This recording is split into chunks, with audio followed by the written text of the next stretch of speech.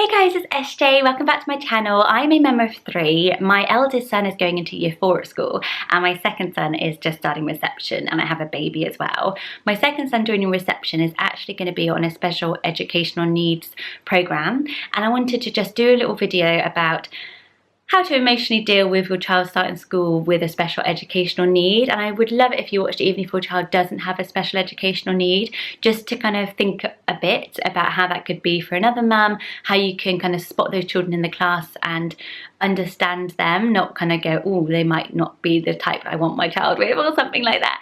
And just to kind of, share more the emotional side of it, which will help all mums, I hope. I didn't think I would have a child going into a special educational needs program. Every school will have a dedicated person who's there for. My child has a severe speech delay, so he's very hard to understand. Some children go in not speaking at all in school, and that would be like a language delay as well. But obviously there's things like autism, Asperger's, behavioural issues, and all of those things come under the special educational needs program. And that will all be targeted by the school. So we'll have targets set for each child, and they are having to then support them and put those extra measures in place to help them get to where they need to be, and that's targeted by the school. So it's a great system that we have here.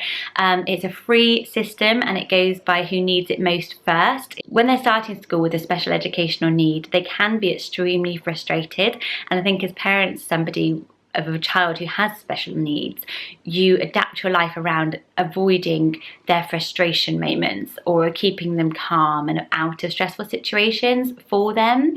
And not all children are adaptable, and you might hear about a child in your child's class, or your child might be the child who is a bit shouty, a bit screamy, has tantrums still, and you're like, oh, that kid sounds like a nightmare.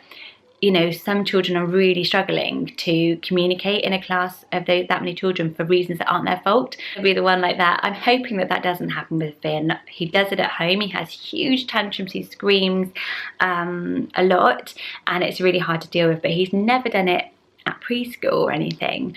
So I'm also anticipating that I'm going to be a bit of that emotional punch bag when he gets out of school, keeping that smile on their face. This goes for all children. It's such a tough day, and often we're so excited to see them. They get home and then they start not being very kind to us, pushing against us, fighting us, being negative, being argumentative. And it's so natural for us as people just to be like, go to your room, this isn't how you behave, how would your teacher feel if they saw you behaving like this, all that stuff I've said a million times.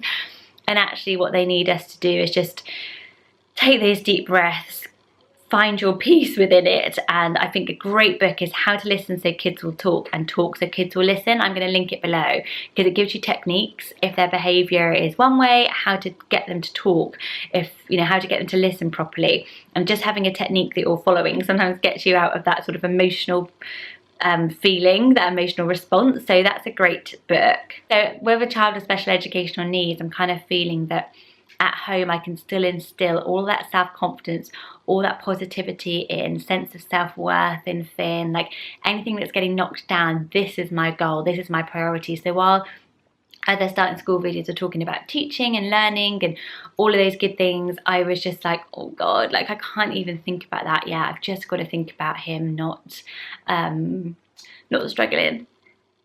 But yeah, I'm feeling very positive. So yeah, this is going to be my thing, and I know how to do that. So it's just going to be about keeping home as happy and calm as possible. It's also just going to be about doing things outside of the home that he thrives at, that he's the best at.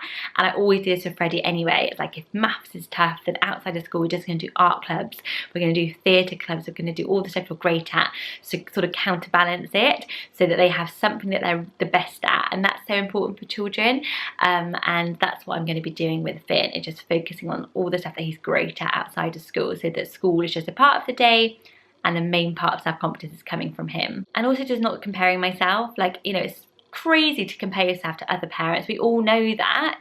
We all still do it. And I think we know it more when it comes to babies. Like, we have more courage in our convictions sometimes, and we're like, no, I know that she says breast is best, but I'm going to bottle feed and I've got my rights to do it. And we're kind of, you know, we've heard that a lot. But when it comes to school again, they're in a system where they almost are getting compared, and you fall back into the trap of comparing them. Especially if you're a mum with somebody with a special educational need, we need to know that they're on their own path, that they will get to where everyone else is going. It may be a totally different windy, windy path, and they may go in a totally different direction, have a totally different goal in life, but it's going to be them. And that our goal at school isn't to get them to fit in and catch up and be the same. Our goal in school is to help school adapt and them adapt to make it a really positive learning experience for them. And my main tip is, if they leave school with confidence, they'll go much further in life than if they leave school with A's. My children are much better on a one-to-one, so I'm planning on doing lots of play dates, individual play dates, letting them have that one friend that then they seek them out in the playground in the mornings and hang out with them during the day. And lots of children are better on a one-to-one. So embrace play dates, have kids over, do stuff straight after school, going to the playground for half an hour, whatever it might be. What after school clubs are they doing, and try and buddy them up a little bit when they're a bit older maybe. The playdates are a really great thing.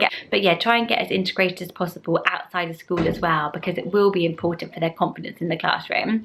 So yeah, I don't know if that is helpful, but that is my tips, thoughts on starting school with a special educational need. I wanted to put it out there because I'm sure like many of you have been watching lots of these tips, and this is something that hasn't really been so spoken about, and it might be a bit not for everyone, but I'm sure anyone who is in my situation or might look at me and be like, oh, somebody else who's got a child with a special educational need, and I'm really pleased to meet somebody, going through the same. And yeah, I am. So yeah, we're all in it together, and just feeling grateful at the moment that we've got that service, and that I'm hoping that this time next year things are very different for us in a good way.